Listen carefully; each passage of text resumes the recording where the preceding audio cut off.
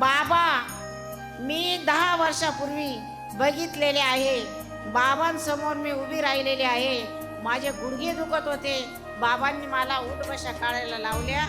त्या उठबशा काढल्यानंतर माझे गुडघे चांगले झाले.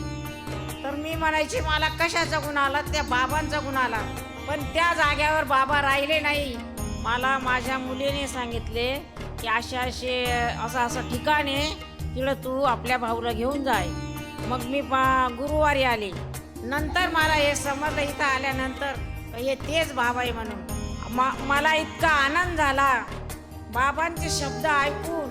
आणि बाबांचा ध्यास किती भारी आहे. कारण मी त्या याच्यातलीच आहे, भजन पूजन सगळ्या याच्यातले आहे. पण मला हे बाबांचे नवीन शब्द आणि नवीन सगळं हे ऐकायला मिळाल्यावर माझं मन खूप समाधान झालं.